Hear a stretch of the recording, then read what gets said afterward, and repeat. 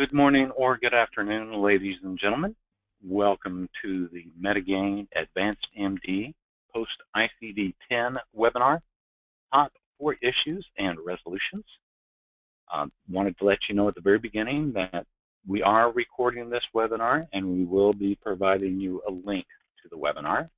Also a copy of the slides, a complimentary ebook, 5 tips for better payers contract negotiations. And if you have any questions, there on the right of your little panel, you will see a place where you can ask questions. We will have a question and answer session at the end of the webinar, but also feel free to jot any questions down during the webinar if you have them. You are here, Metagain and Advanced MD, teaming up for post ICD-10 top 4 issues and resolutions. I'll introduce our presenters today. We have Angela Allen from Metagain. She's a coding auditing manager, so she knows all about those coding situations that are the bane of our existence between ICD-9 and ICD-10. We have Jessica Holmes from Advanced MD. She is the Director of Sales Operation and can give you some reports from what is happening out there in the trenches at practices just like yours. And then we have Robert Romero from Metagain, Vice President of Business Development, who will be addressing the situations that are out there and how you can check on your reimbursements to be sure that you're getting all the money that's due. I'm Clint Hughes. I'm the VP of Marketing for Metagain, and I am your host today for the webinar. We are going to be discussing the top 4 issues, as we said in the email and also on the landing page that you saw. We'll be addressing coding errors, rejections and denials, loss of productivity, and how to prevent reimbursement rates from dropping. We'll have a couple of polls during the webinar so that we can get some feedback and you can see how your peers feel about certain issues. And remember, you have that question section there on the right. We will have a question and answer session at the end of the webinar. And we are recording this. We will provide you our recording, slides, and also that ebook. So without any further delay, we will start off with that first big topic, coding errors, and hearing from Angela Allen from Metagain, the Coding Auditing Manager. So, Angela. Thanks, Clint. Good afternoon, everyone. Prior to going into the coding errors, I just want to do a quick overview of the differences between the two diagnosis coding systems. As you all are well aware, ICD-10, the characters have increased in length. The number of codes have more than tripled, as well as now the codes are alpha and numeric. The purpose is for flexibility of adding new codes into the coding system. They are very specific, includes laterality, as well as improves the coding accuracy, which would be used for data analysis, as well as interoperability and exchange of healthcare data between other countries and the United States. So that is the reason for the change from ICD-9 to ICD-10 and the differences between the two code systems. Next slide, please. This is just a quick overview of the structure of ICD-10. The first one is category, which is the first 3 characters. The 4th, 5th, and 6th characters is for etiology, anatomic site, and severity. And the 7th character, if applicable, is the extension. And the A showing in this example is for an initial encounter. There are also 2 other 7th characters, which is D for subsequent encounter, as well as S for sequela. And in this example, this is a stress fracture right shoulder, the initial encounter. Next slide, please. And then this is just a quick overview of the specialty impacts for orthopedic surgery, family medicine, pediatrics, OBGYN, cardiology, just a couple specialty examples. Fractures, definitely the codes for fractures for ICD-10 increased astronomically, so to say, predominantly consistent of laterality. And then we have the poisoning, toxic effects. Those codes increased substantially as well. Pregnancy-related brain injury and diabetes codes also increased quite a bit. And just to go into a few of the coding errors that I have seen, even though we know that Medicare and other payers may not be denying codes or rejecting claims in the first year due to specificity, I have been seeing rejections for sequencing of ICD-10 codes, in particular using the Chapter 20 external cause codes, which are secondary codes, and they're being put in the primary diagnosis spot on claims that's being submitted to payers, and those claims have been rejected by the payer as they are not primary codes. Next slide, Clint. That's ready for the, so we are going to take our first poll. So Angela, if you can go on mute so that we don't, there we go. All right, folks, so the first poll is, since we were talking about coding, how do you handle your coding? So we have several choices there. You do it in-house. The doctor does it. You do it in-house, a combination of a doctor and a coder. Some in-house and some is sent to a certified coder. All is sent to an outside certified coder, or I'll code everything unspecified and hope for the best.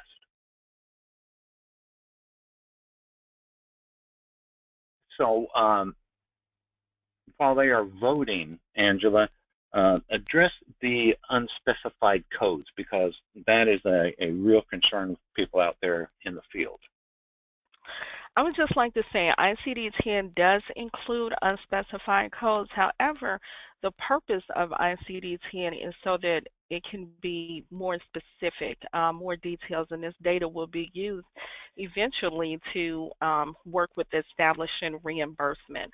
I can say now I'm in the middle of performing an audit, and the physician documentation is very clear and specific, in which he's indicating bilateral or left and knee. However, when I'm looking at the claim that was submitted into the payer, those are consisting of unspecified knee codes.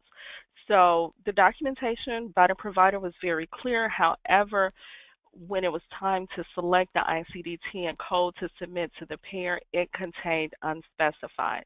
So we just want to make sure that if the documentation is there and is very specific, that you select the appropriate ICD-10 code that is very specific. Also, if documentation is unspecified, please go back and query your provider to see if you can get more specific details in regards to selecting a very specific code for the patient's condition. Thank you, Clint. Oh, thank you, Angela. And so as you can see, a little over half of everybody, they do it in-house. They have a doctor and a coder. About 18%, some in-house, some out, 18% outside, and then 9% the doctor does it all. So one of the ways of getting that coding done is being sure that the systems that you have take care of stuff at the very beginning, because that's where a lot of the rejections and denials are coming from. As Angela pointed out right there at the very beginning, is being sure that stuff is coded directly. So I'm going to turn it over now to Jessica Holmes with Advanced MD, so that she can go with some facts from the field and some ways to get your practice together to handle this new requirements in ICD-10. Jessica? Thank you, Clint. I wanted to talk a little bit about, first of all, rejections and denials. You know, there are a number of things that can get in the slow your practice down on your way to achieving your objective. And one of those biggest challenges is your accounts receivable management. You're probably leaving money on the table because your AR management process just isn't as efficient as it could be, or you just don't know how to make it more efficient. There are some statistics that show that 30% of claims that get submitted the first time are denied. And of those 30%, half don't get resubmitted. That means that 15% of your claims don't get paid, and you have to make up that 15% in other ways.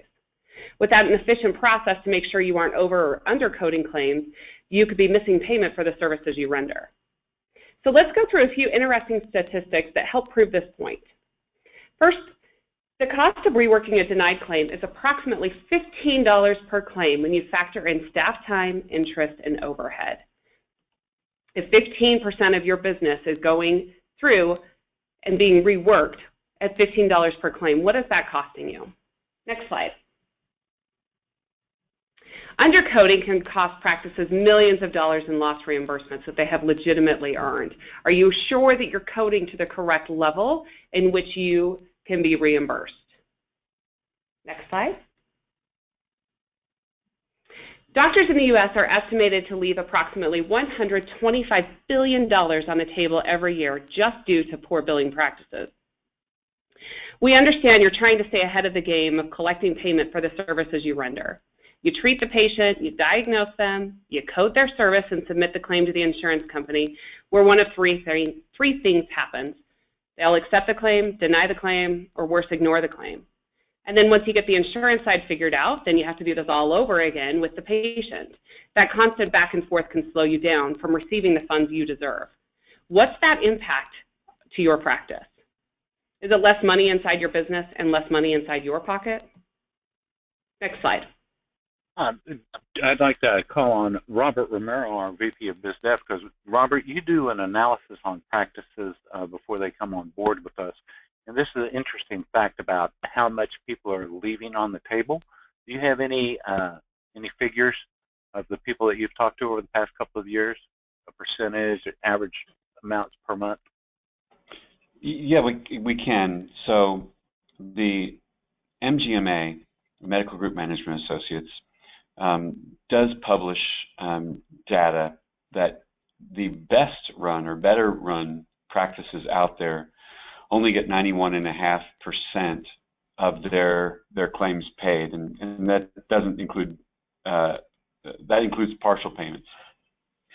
So they hold professional billing companies to a little bit higher standard than that, and you know, most professional billing companies can achieve upwards of 96, 97, 98% as long as the documentation is there.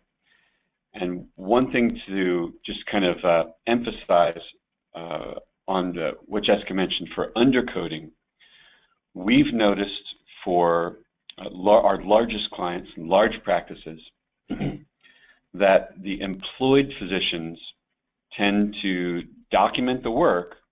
However, they still undercode the E&M level or something else related to that by the time the charges are submitted to the billing department or even to us.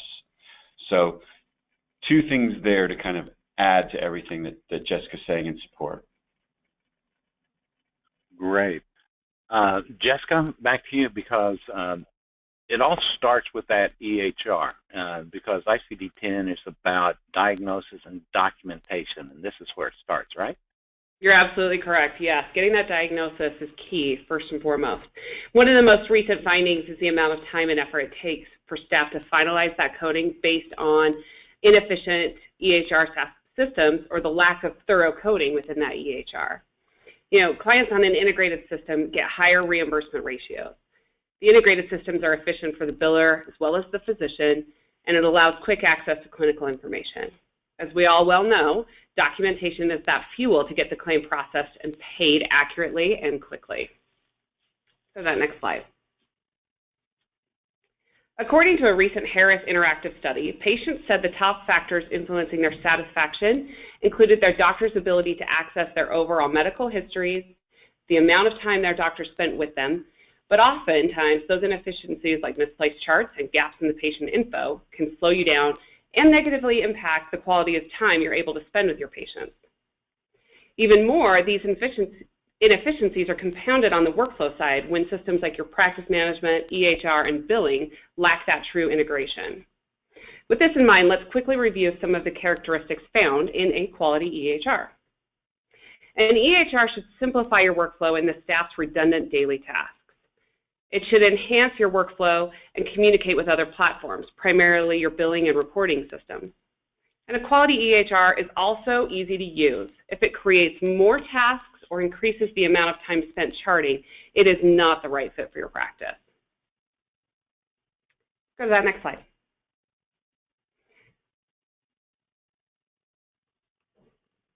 So AdvancedMD realized some of these inefficiencies, and we built our technologies into a tightly integrated system that provides a seamless user experience and ensures your clinical and business functions can work harmoniously together.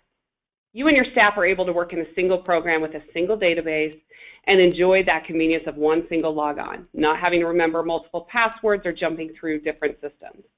This greatly reduces that need for that multiple system data comparison, making certain that what's in the EHR matches the PM and matches your reporting and so forth, which is often a major source of frustration and wasted time.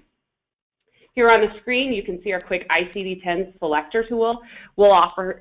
Any quality EHR will offer these simplified tools for you to help get that information you need, especially as we transitioned over to ICD10, making it simple and intuitive for the physician to find that correct code to ensure that you got that claim processed and paid. Next slide. Quality EHR software is designed to improve that workflow. It needs to be efficient and give you operational control. AdvancedMD's flexible and customizable patient encounters can be configured to complement your workflow and your clinical approach. You can customize the notes, create additional subnotes on the fly. The visual note designer lets you lay out the notes to your preference, your work style, and your clinical approach, as well as use multiple methods in which you can enter the data. If you want to use a desktop or a laptop computer or an iPad, you're more than welcome to use all these different platforms to enter that information. And then the methods in which you enter that data. Do you want to use speech? Do you want to be able to talk through Siri on the iPad and dictate directly into your note? Are you more comfortable with typing or point and click? All of these options should be made available to you in an EHR to allow it to function in the way that fits you and your practice best. Next slide. Ensure that your EHR allows that coding to flow directly into the billing system, allowing your staff simple access to review, update, and ensure that coding is complete within one system and one click. With the changes in ICD10 and the differences in diagnoses, having the ability for a biller to go back and confirm that coding information within the clinical encounter is key. Make certain that it's documented to the level in which it needs to be to justify that code, and also to ensure that that code came over correctly and is accurate. Next slide. And not only does your coding information flow between the two systems here at AdvancedMD, so does your patient information. Demographics, insurance details, simply view that info that's important to that user at that time in the area that they commonly work in. You can also send key information to clinical staff from the front desk or the billing office and allow them to view and act on that info in real time. Is it important for them to understand that their insurance has changed, that they have a copay, or that a referral or authorization is applied to the visit? Have that information in the right time, at the right hands, to ensure that the documentation is done correctly. Next slide. Thank you very much, Jessica. Okay, so how is your technology, folks? As you can see, it begins at the EMR. So, do you have just an EMR? Do you have just a practice management system? Do you have an integrated EMR and PMS? Do you have both, but they're not integrated? Or life's choice, oh, I better get into the 21st century. Because, Robert, what is the difference between people with an integrated system and not with an integrated system? I'm glad you asked, because I was just about to butt in and say so. We can't apologize for using the word fully integrated at all, because it means a lot to a professional billing company. AdvancedMD is our preferred system because it is cloud-based and because it allows, that alone allows us to work out of the office and remotely on their system, yet the client can see everything we do. So there's full transparency into the work being done for them. We're all using the same numbers, we're all using the same reports, we're all looking at the same data. having the EHR integrated also allows us the ability to look for something in the EHR when a claim gets stuck. Maybe we need referring provider information. Maybe we need something that was scanned in or a lab that resides in the EHR that we didn't have when we submitted the claim. If we don't have to go back to the practice and say, can you get me this, can you get me that, if it's all there inside of the EHR, it saves everybody a lot of time and it lets us do our job a little bit better. And the results of that are simple. Our clients, since we have such a large diverse group of clients across the country, we can see that someone with a top-tier EHR like Advanced MD and a good user of that, we easily get 2, 3, or 4% more reimbursement than we do with somebody without that system. And that can be a lot of dollars.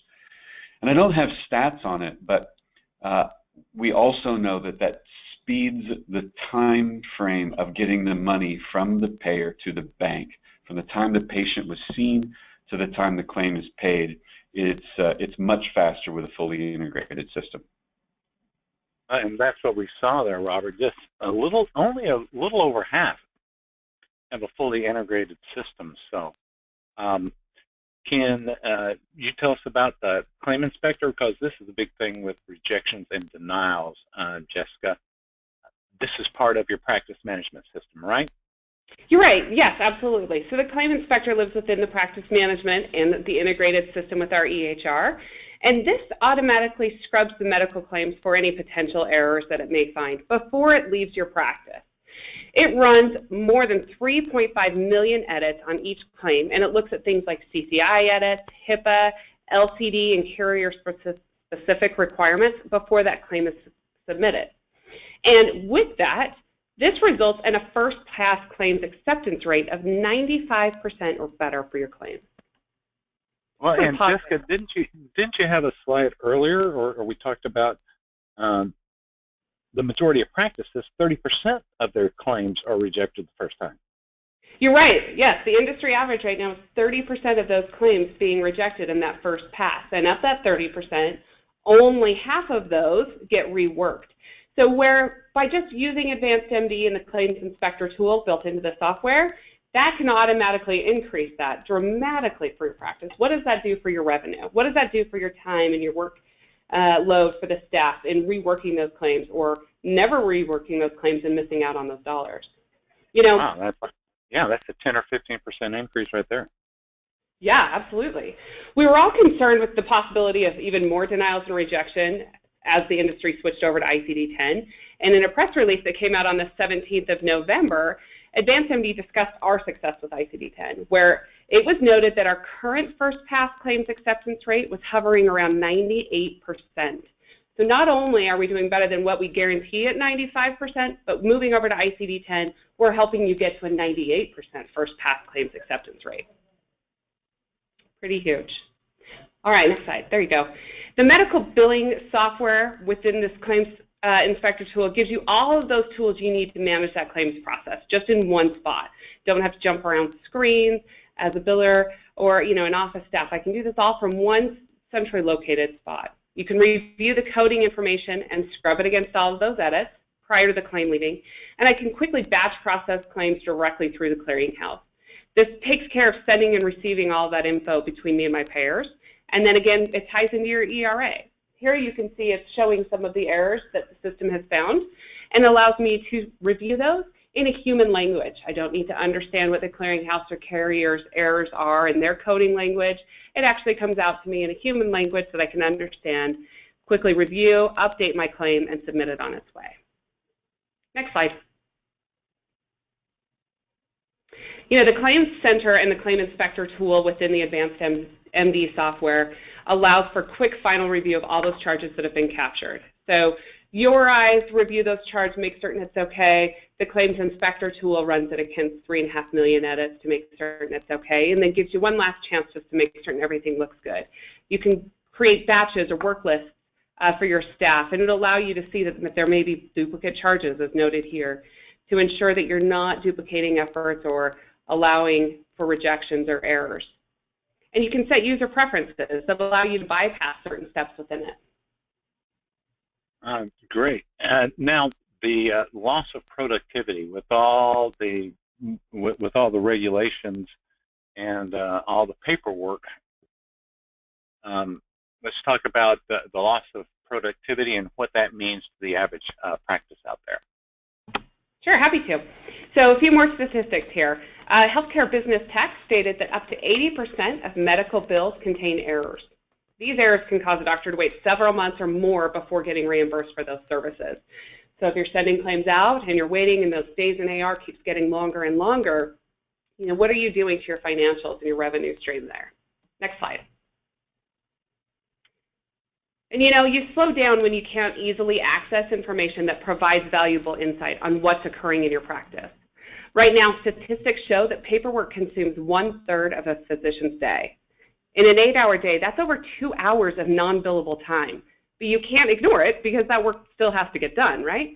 So without an easy and convenient way to access the data you need to run your practice, you're forced to focus more time on paperwork requirements that are already shrinking your workday. Having that integrated system, being able to reduce those redundant workflows and tasks can help resolve some of those manual entry and take back some of that time.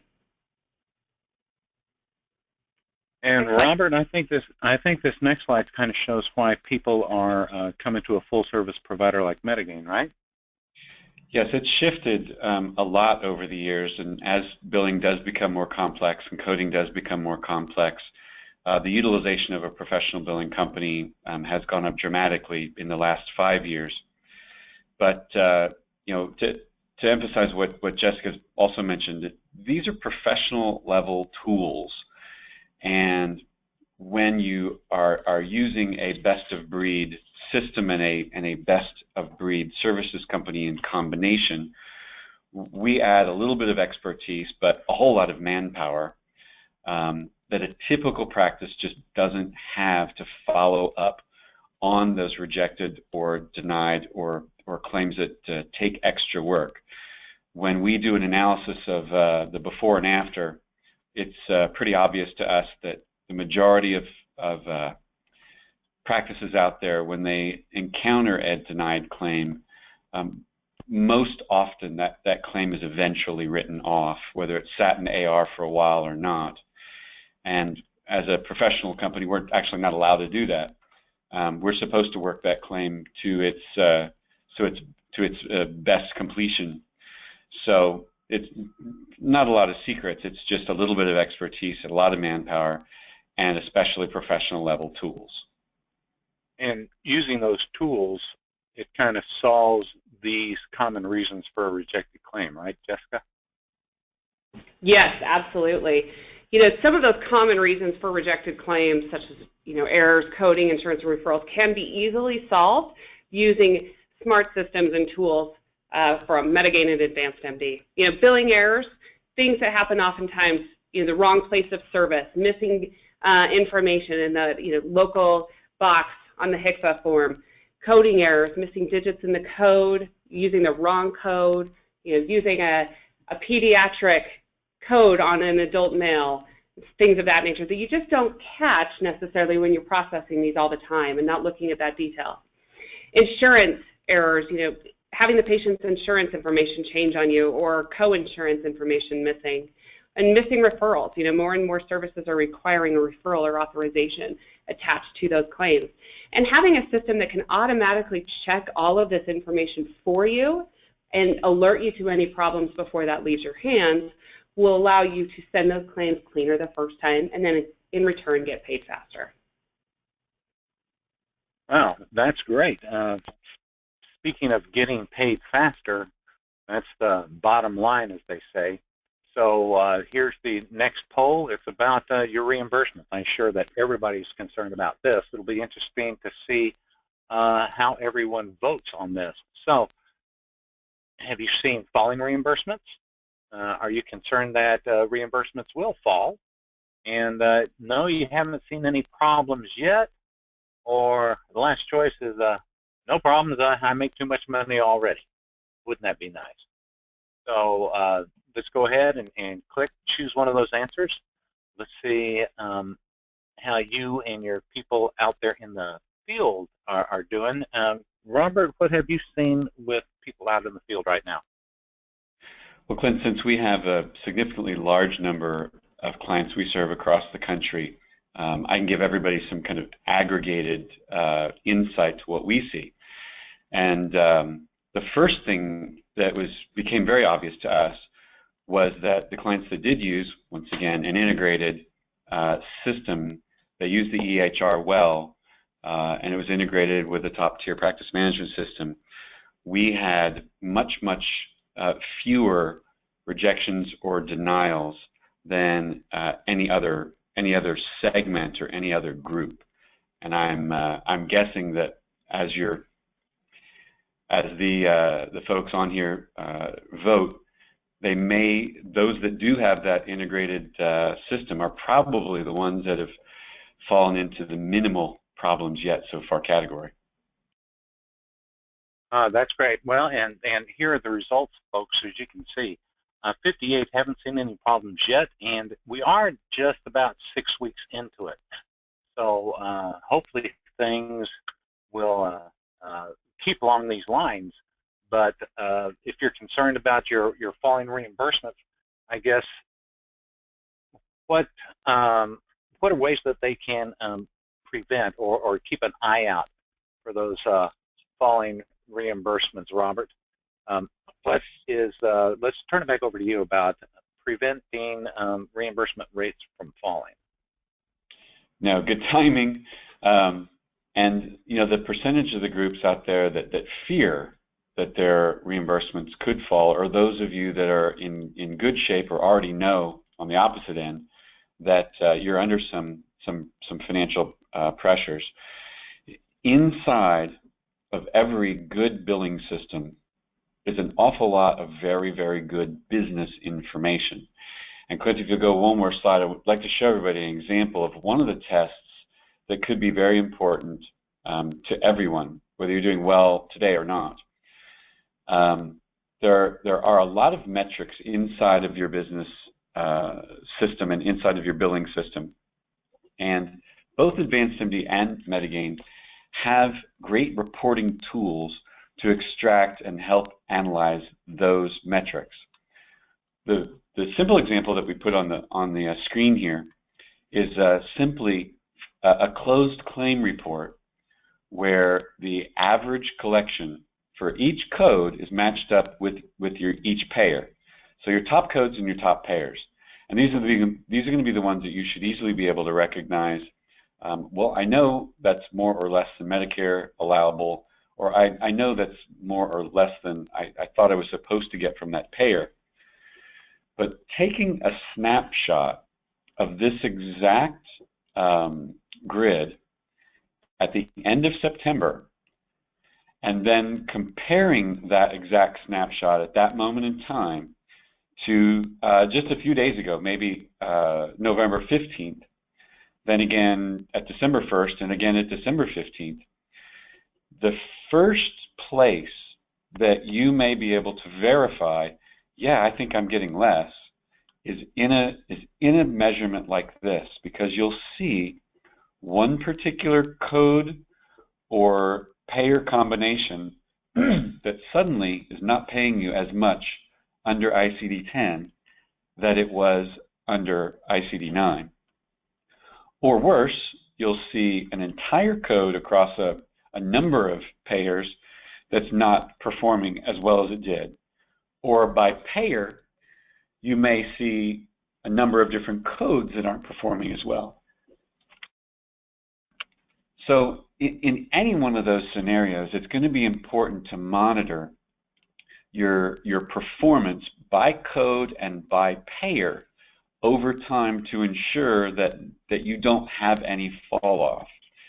And not only now, but in the future when this, as Angela mentioned, the kind of the rule of thumb, if the code's close enough, if it's in the correct family, they're not denying it today. But a year from now, and then most likely with some of the commercial payers between now and even a year from now, I would expect the requirements to tighten up further and further. And this is one of the very specific tests that will be your earliest warning sign of a spot that you're having difficulty. And we do have that, the question section, folks. And Robert, we got one. You said that's just one of the tests. What other kind of tests? I know you do some things, practice analysis when you begin talking to people. What kind of tests do you run there? Yeah, and anybody that's seen our webinars before know I'm a numbers nerd and reimbursement nerd. And what that means is taking the typical AR test and breaking it down by provider, location, but specifically by payer and by code. The same thing for write-offs, the same thing for reimbursement ratios. Inside of a lot of these different metrics are areas where if you ever have felt like I'm not getting the reimbursement I think I should be, you can actually put a number on it, and we can actually help you see inside of those numbers with a little interpretation of why you may or may not be receiving your maximum reimbursement. Okay, and you had referred early in the webinar to transparency. What do you mean by that? So transparency in the old days, and the old days for some folks is not that long ago. You kept all your records and all of your charts on paper. You sent a charge slip or some sort of super bill to an outside billing company. They used a practice management system that you couldn't see or couldn't touch or couldn't report from. And then you got money in the bank and maybe a spreadsheet of what happened with those claims. Today, with a fully integrated system, a remote professional group, whether we're located here in Dallas where I am or in New Jersey where a lot of our operations folks are, we can work on the system, especially in a cloud-based system, and the client can see, the practice manager can see all the work we're doing, and we're all running the same reports, we're all looking at the same information on a particular claim that got stuck, and we have to collaborate to get it unstuck. That's what I mean by transparency. The practice today needs to see the detail, even if they only look at it once in a while, of the claims and the submissions and the denials that are being worked, the appeals that are successful, the appeals that aren't. So they need to see that information, and a system like AdvancedMD and Metagain in combination makes that happen. And Jessica, we saw that when people were talking earlier and did the polls about integration, and one of these people asked, okay, so I'm going to get into the 21st century. What's my downtime? How long is it going to take me? Great question. The beauty with an integrated system and an EHR like AdvancedMD is that it doesn't need to take long at all. And we definitely don't want you to have downtime and lots of productivity in your office. So we'll work with your time frames, which means you could be up and running in a matter of weeks using the system, a couple weeks if you're aggressive, or you could spread it out and take your time and do it in incremental stages over a couple of months. So we want to make certain that it works with you and your practice and your staff to ensure that your workflow is up to par, to ensure you can keep money coming through the doors in your practice there. Very short and sweet. If you'd like it to be aggressive and get into the 21st century immediately before the new year, absolutely could be done. Oh, wow, that's great. Don't have just one more question. Angela, if you could go into it one more time about the unspecified codes and who's taking them now and who's not taking them now, how long that's going to last. We had some questions about the marking of unspecified for the codes. Thanks, Clint. Just to further expand on that, again, we are aware that Medicare has given a 1-year grace period, and right now everyone is taking unspecified codes. However, the concern is that ICD-10, one of the main purposes was for the detail and the more specificity that the code set offers. And again, I'm in the middle of an audit and I'm seeing the physician has good documentation specifying bilateral or left and right. However, whomever's doing the billing or selecting the code is selecting unspecified, say, knee, when it's clearly documented that it's a left or right. Something else I wanted to point out, because I did speak to one of the coders, in regards to selecting a diagnosis code that wasn't even documented, and I was informed that she selected it due to the fact that it's payable on the LCD, and the actual documentation for the correct ICD-10 codes is not specific on the LCD. So we just want to make sure that we're not selecting codes due to the fact that they're payable based on the LCD, but it's not documented in the patient's record. Another thing I want to point out is that I have been seeing rejections for sequencing of ICD-10 codes, particularly as it relates to using external cause codes in the primary position when those are specifically for secondary codes. One other issue or questions that I've had has come from physical therapists, that they're struggling to determine differences between the 7th character selecting an A versus a D, or I'm sorry, an initial versus a sequela, in which the initial is the A and the S is for sequela. Some of the concerns is that they often deal with a subsequent portion of injury when a patient enters regular recovery, so they're kind of concerned about selecting the appropriate code. And also, I just want to point out that the A for the initial encounter can be used more than just one time. It's not you can only use it one, it's like for the first visit.